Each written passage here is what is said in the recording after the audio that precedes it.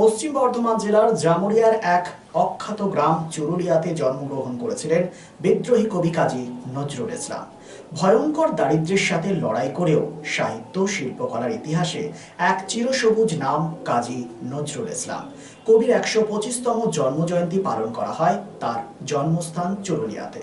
নজরুল বিশ্ববিদ্যালয়ের উদ্যোগে প্রভাত ফেরি, মূর্তিতে মাল্যদান এবং সমাধিস্থলে শ্রদ্ধা জ্ঞাপন এবং কেক কাটার মধ্য দিয়েই পালন করা হয় নজরুল জন্মজয়ন্তী। কবির জন্মদিনে শুরু হয় ৪৪তম নজরুল মেলা। কর্মসূচির আনুষ্ঠানিক উদ্বোধন করেন নজরুল বিশ্ববিদ্যালয়ের উপাচার্য ডক্টর দেবাশিস বন্দ্যোপাধ্যায়।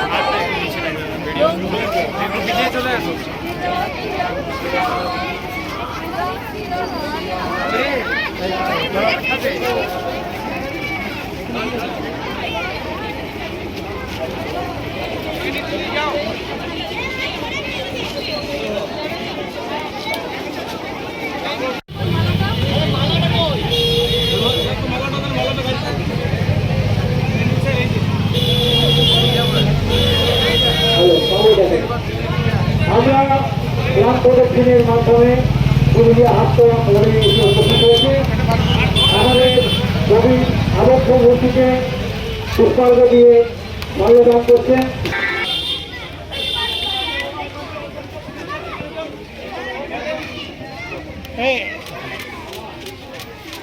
খেলবে না ভাই।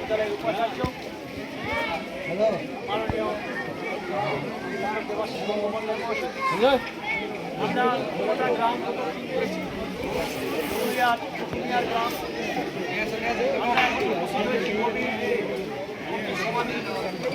এখানে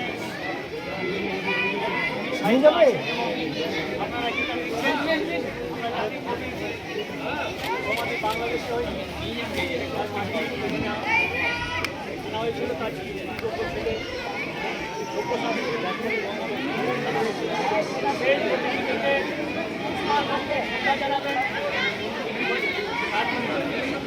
এই ভিজিটটা তুলেছো?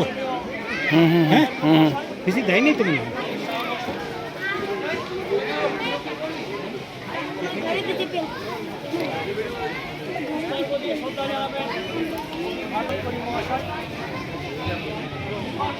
দাদা একটু গেল গো, ইয়ে সরব একটু পেছনে পেছনে চলেছো, ওপরে এসে যাও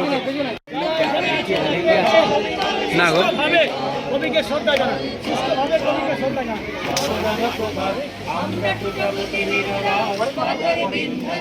অনুরোধ করবো আস্তে আস্তে শ্রদ্ধা জানান।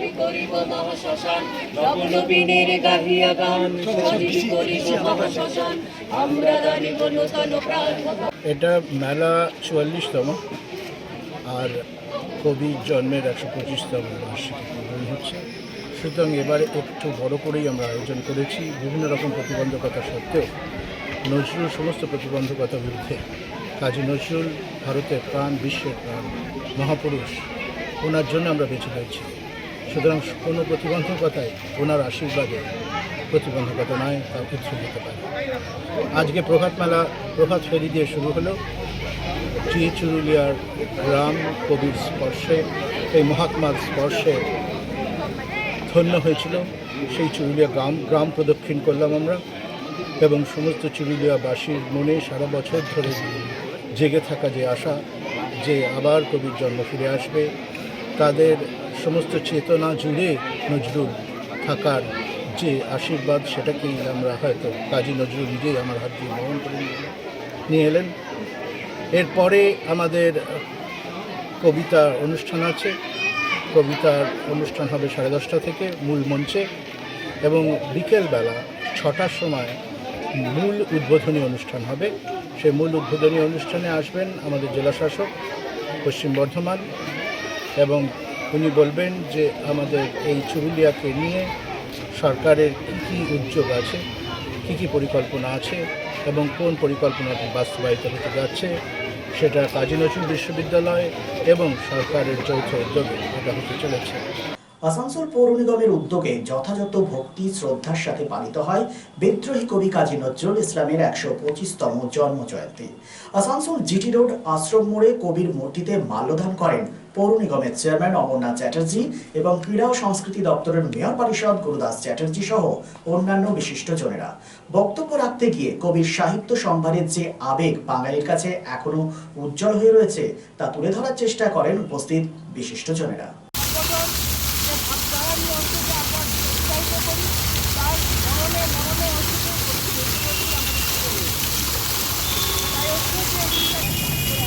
দাদা এদিকে একটু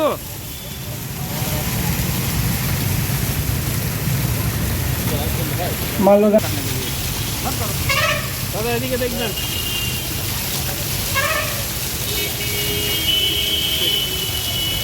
মাল্যদান করবেন অফিস সুপারিনটেন্ডেন্ট বীরেন্দ্রনাথ অধিকারী মহাশয়।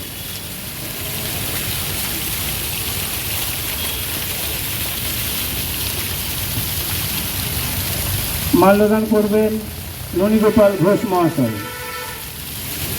মাল্যদান করবেন সন্দীপ গুহ মহাশয়। আমাদের মধ্যে মাল্যদান করবেন তাপস ঘোষ মহাশয়।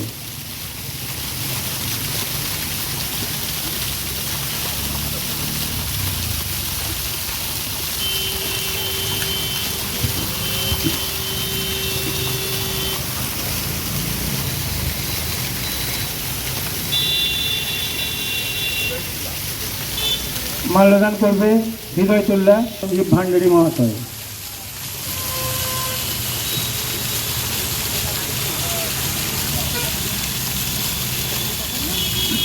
এবার মাল্যদান করবেন কল্লোল রায়।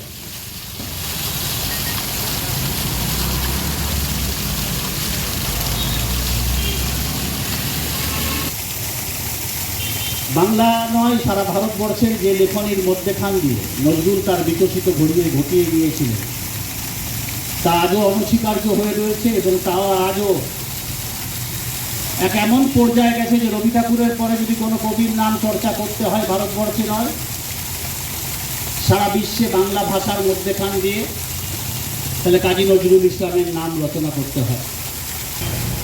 আমাদের সেগুলো মানুষকে আজকে জানাতে হবে, আমাদের ছাত্র সমাজের কাছে সেগুলো তুলে ধরতে হবে।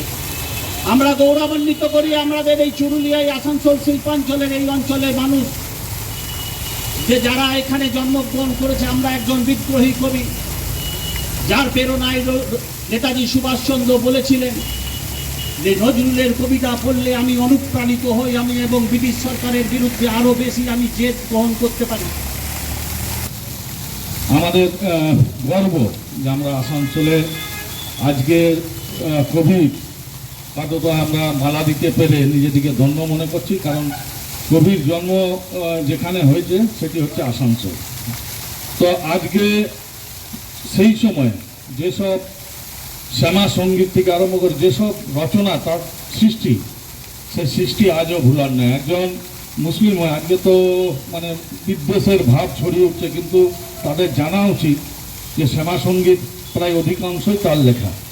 তো আজকের দিনে আমি আরও একবার বার্তা দিতে চাই যে এই শহরের লোককে যে আমরা হিন্দু মুসলিম শিখ ইসাই আমরা সব ভাই ভাই, এই তার পরিকল্পনা ছিল। এবং আগামী দিনে যে আগামী প্রজন্ম তারা যেন এই মন্ত্রেই উদ্বুদ্ধ হয়, এই কামনা করে আমার বক্তব্য শেষ করছি। নমস্কার। দেশের বিশিষ্ট সামাজিক আঙ্গিকের শিল্পপতি অর্জুন দেশপান্ডে এক যুগান্তকারী পরিবর্তন এনেছেন দেশের ঔষধ শিল্পে এবং বিপণন ব্যবস্থায়। স্থাপন করেছেন জেনেরিক আধার। একদম স্বল্প মূল্যে গুণগত মান সম্পন্ন মানুষের কাছে পৌঁছে দেবার জেনেরিক আধারের এই প্রয়াসকে স্বীকৃতি দিয়েছেন দেশের অন্যতম এক চির সবুজ শিল্পগোষ্ঠী টাটা শিল্পগোষ্ঠীর কর্ণধার রতন টাটা। এবং এই স্বীকৃতি স্বরূপ তিনি উদ্বোধন করেছেন জেনেরিক সংস্থার দপ্তর থেকে শুরু করে সংস্থার প্রতিটি স্তরকে।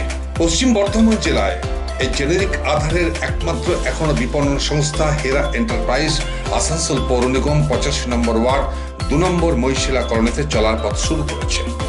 আপনার পাশে সর্বদা প্রস্তুত উষ্ণতার পরশ নিয়ে হেরা এন্টারপ্রাইজ। এখানে পাবেন 40 থেকে 80% ডিসকাউন্টে সমস্ত জেনেরিক আধারের ঔষধ।